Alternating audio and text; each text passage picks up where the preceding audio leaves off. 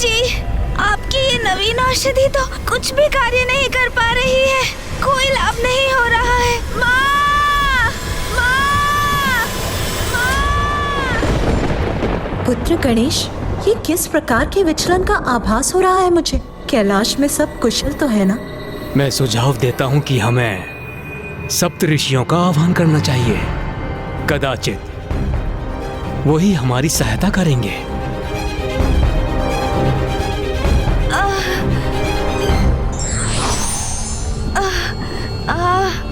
गणेश जी को शीतल करने हेतु हमें एक ढांचे का निर्माण करना होगा।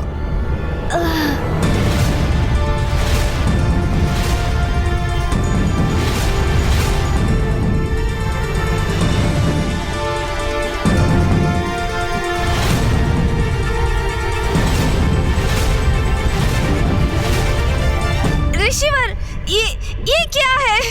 इससे भला क्या होगा? ये चटाइयाँ जिससे हमने इस ढांचे का निर्माण किया है, ये खस्क की दूब से निर्मित है और खस्क शीतलता प्रदान करता है। इसलिए अब सर्वप्रथम वरुण देव वर्षा प्रदान करेंगे।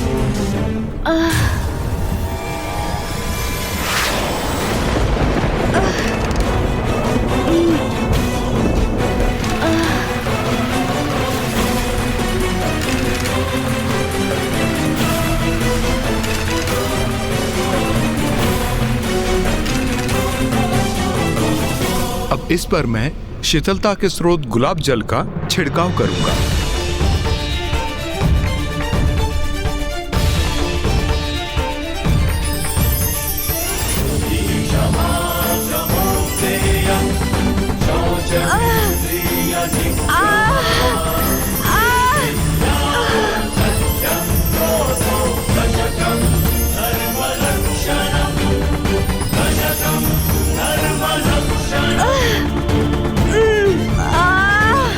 अब वायुदेव वायु प्रवाहित करेंगे।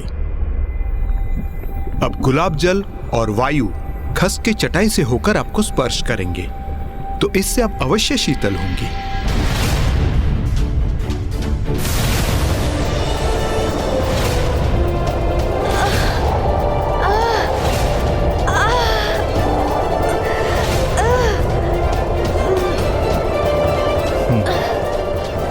ये प्रक्रिया मुझे उचित लग रही है। इससे अनुज गणेश को अवश्य लाभ मिलेगा।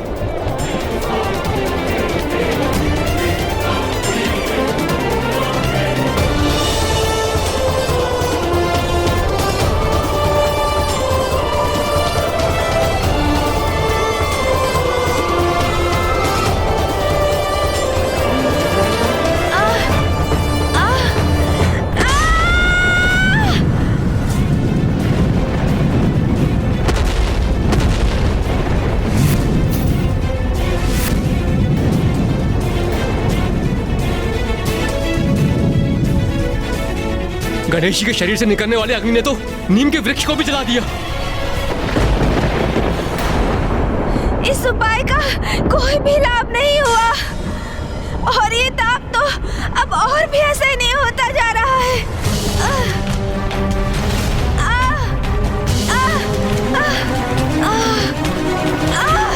अत्यंत पीड़ा हो रही है मुझे। अब और सहन नहीं कर पा रहा हूँ मैं। भीतर का ताप बढ़ता ही जा रहा है।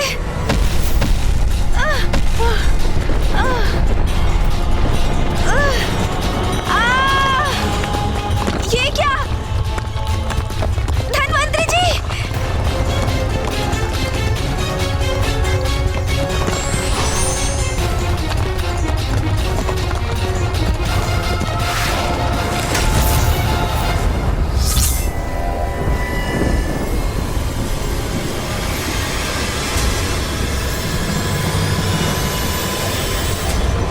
मेरे कारण धन्वंतरी जी भूमि में धंसते जा रहे थे। सभी इतने चिंतित हैं। मेरे तन के इस ताप से सृष्टि भी कुप्रभावित हो रही है। नहीं, अब किसी अन्य को नहीं, मुझे ही इसका कोई उपाय सोचना होगा। किंतु मैं करूं तो क्या करूं? मेरे उदर में इतना ताप उत्पन्न हो रहा है। मन तो कर रहा है कहीं जाकर किसी सरोवर में स्थित हो जाऊं।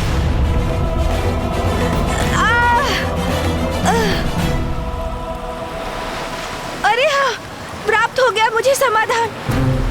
मैं सरोवर में ही स्थित हो जाऊंगा। उससे अवश्य शीतलता प्राप्त होगी मुझे। गणेश,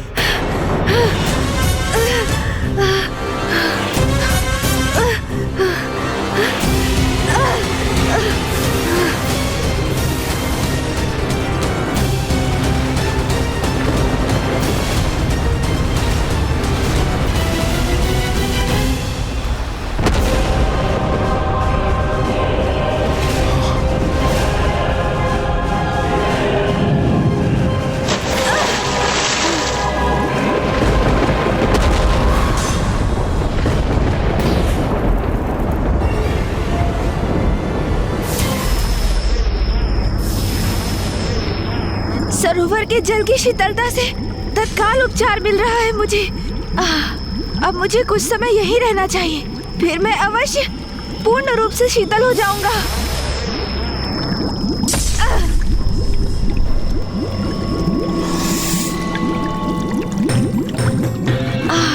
क्षणिक रूप से इससे मेरा शरीर शीतल अवश्य हुआ। ये क्या हो रहा है? मेरा ताप तो पुनः प्रभावी हो रहा है। गणेश को इस सरोवर में उतरे बहुत अधिक अवधि हो गई है। वो वहां कुशल तो होगा ना? कुशल ही होगा, कुशल क्यों नहीं होगा? मुझे पूर्ण विश्वास है वो अवश्य कुशल ही होगा।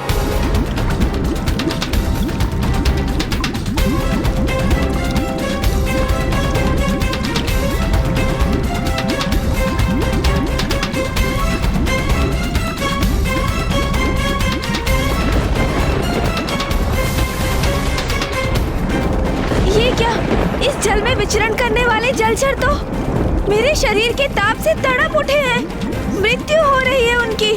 नहीं, मैं अपने कारण इन जलचरों के प्राण संकट में नहीं डाल सकता।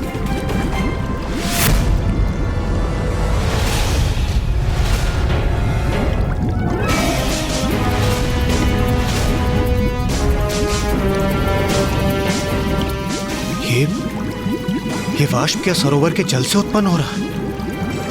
तो क्या सरोवर के जल का तापमान भी बढ़ चुका है?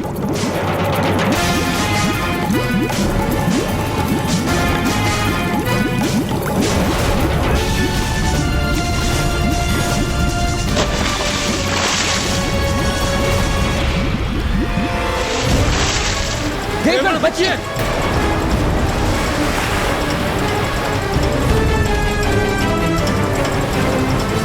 यदि ये जल का बहाव हमारे ऊपर आ गया तो हमें तो अपने साथ बहाकर ही ले जाएगा।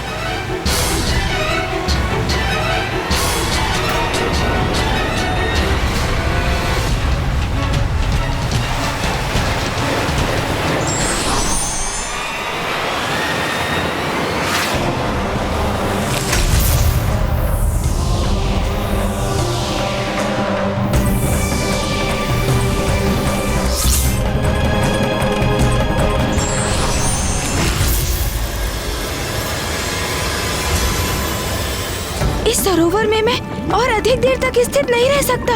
मुझे शीघ्र यहाँ से निकलना होगा।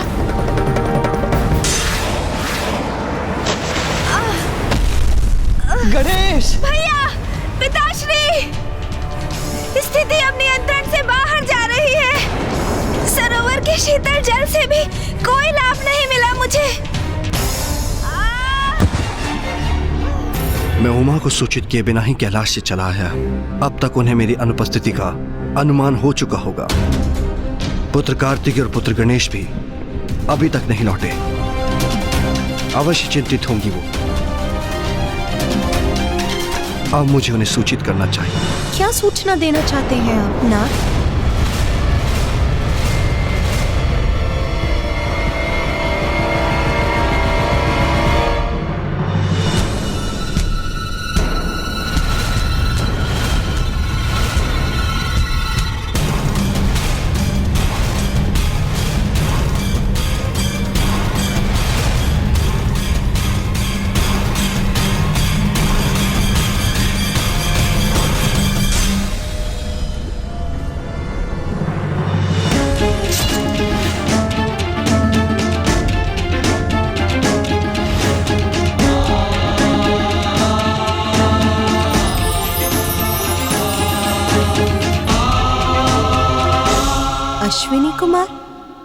आप यहाँ? और गणेश? गणेश कहाँ है?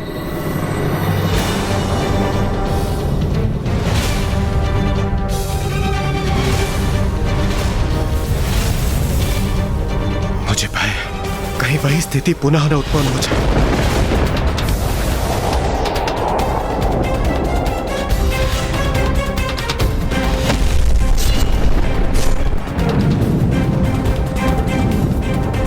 ये क्या, माता तो यहीं चली आई। यदि इन्हें ज्ञात हो गया कि गणेश जी की पीड़ा से हमने ही इन्हें अवगत नहीं कराया तो उनके क्रोध के भाजन हम मरेंगे।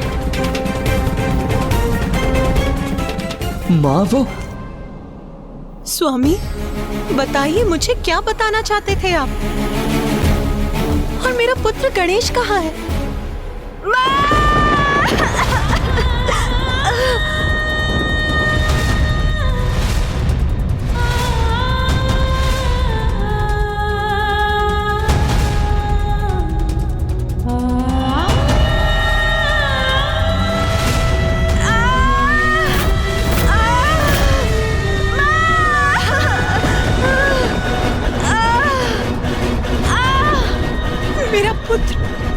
मेरा पुत्र गणेश इस अवस्था।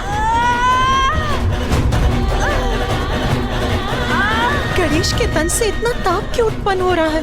क्यों है वो इतने कष्ट में? माँ, आप मेरी चिंता मत कीजिए। मैं यहाँ सर्वथा सकुशल हूँ, किंतु पुत्र,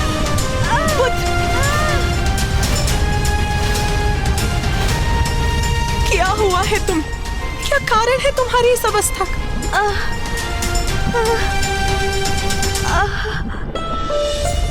अच्छा पुत्र, कुछ मत कहो। सर्वप्रथम तुम ही स्थान ग्रहण करो।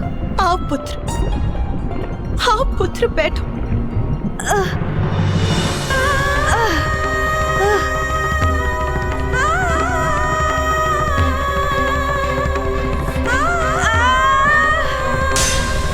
कहीं गणेश को इतनी पीड़ा में देखकर उमा का क्रोध जागृत न हो जाए।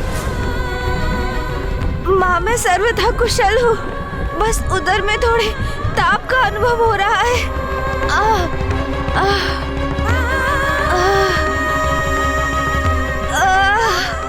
अपने ही उदर के भीतर इतना प्रबल ताप कोई कैसे सह सकता है?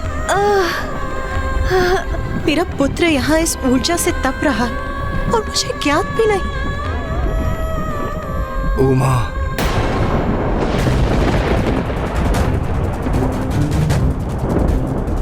समझ गई, सब समझ गई।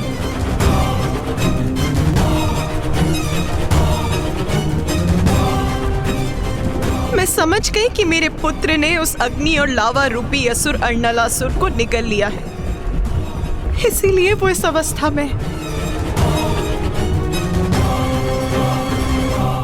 किंतु मैं ये नहीं समझ सकी कि आप सब प्रबल प्रतापी देवताओं के होते हुए मेरे पुत्र को ही उसका वध क्यों करना पड़ा? जिसका भय था वही हुआ। माता हम सब पे कुपित हो रही है। वो गणेश जी की स्थिति के लिए हमें उत्तरदायी मान रही है।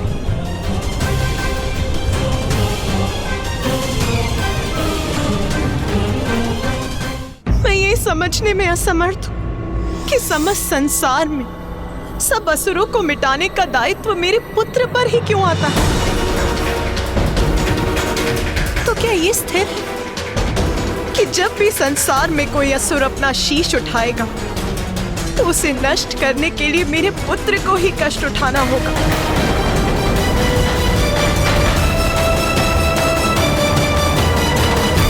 माँ, क्रोधित मत होइए आप। इसमें देवताओं का कोई दोष नहीं। मैं तो स्वयं यहाँ आया था अपने परम भक्त बालक सुबोध की रक्षा करने, माँ। और अर्णलासुर का वध करने का कोई अन्य मार्ग भी नहीं था, इसलिए मुझे उसको निगलना ही पड़ा। किंतु माँ, मेरा उधर थोड़ा अशांत है, अन्यथा मैं कुशल हूँ माँ, और कुछ समय में ये अशांति भी अवश्य दूर हो जाएगी। हाँ, मुझे स्पष्ट दिखाई दे रहा है पुत्र, तुम कितने कष्ट में हो। माता, गणेश जी को इस कष्ट से मुक्ति दिलाने के लिए हमने धन्वंतरी जी, अश्विनी कुमार और सप्त ऋषियों का आवाहन किया और इन्होंने सभी संभव प्रयास कर लिए, किंतु माता। हाँ माँ, गणेश के उदर की उष्णता को शांत करने के लिए हम हर संभव प्रयास कर रहे हैं, किंतु अब तक तो हम उन सब में निष्फल रहे हैं। और माँ, गणेश तो अपने उदर की उष्णता को शांत करने के लिए स्वयं सरोवर में तक कूद गया, किंतु अन्य उपायों के समान उसका भी कोई लाभ नहीं हुआ, है ना? गणेश की इस अवस्था को देखकर सभी यहाँ पहुँच गए। सबने भिन्न भिन्न उपाय भी कर लिए, किंतु किसी के भी मन में ये विचार नहीं आया कि आप सब मुझे उसकी माँ को सूचित कर दें। स्वामी, यदि आप मुझे सूचित कर देते तो गणेश की इस पीड़ा का अंत बहुत समय पूर्व ही हो जाता। ये क्या कह रही है माता पार्वती? गणेश जी की पीड़ा का अंत कैसे हो जाता? किंतु कैसे माँ? माँ हूं मैं उसकी, इसीलिए मुझे भली भांति ज्ञात है कि गणेश के उदर के ताप को शांत करने का क्या उपाय है। तो बताइए ना, शीघ्र बताइए ना माँ, कि क्या है वो उपाय जो अनुज गणेश को उसकी पीड़ा से मुक्ति दिला सकता है।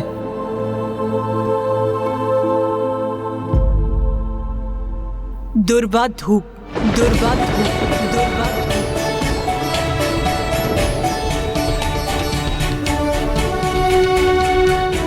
आप गणेश के श्री विग्रह को दुर्वा समर्पित कीजिए।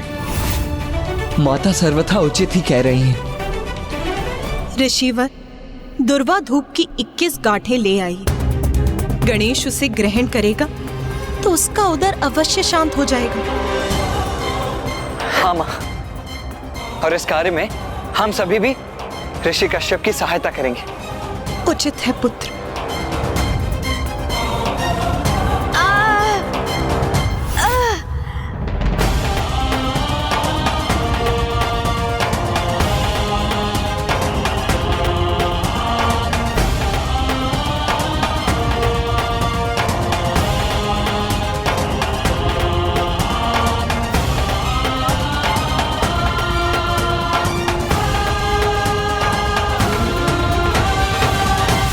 ऋषिवर, कृपया ये दुर्वा गणेश को ग्रहण करवाइए।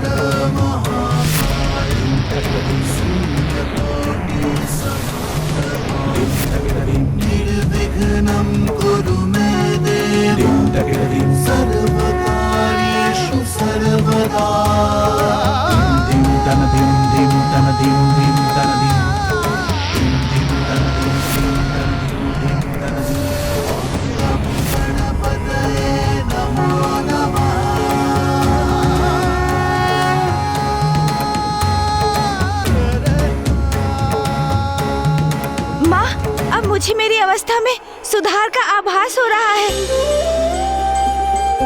जो हम सभी मिलकर भी करने में असमर्थ रहे, वो माँ ने इतनी सहजता से कर दिया। लीजिए।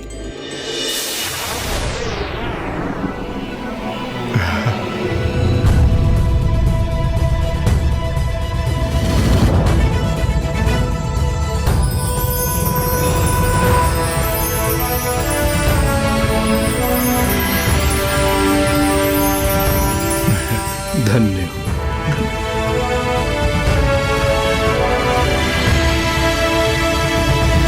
कदाचित आपको ये समझना चाहिए था कि संतान के विषय में माँ से अधिक किसी को ज्ञात नहीं होता। माता, इस दुर्वा ने गणेश जी की पीड़ा को कैसे शांत कर दिया, जबकि हमारे समस्त प्रयास तो विफल रहे। गणेश और दुर्वा के मध्य एक बहुत ही विशेष संबंध है।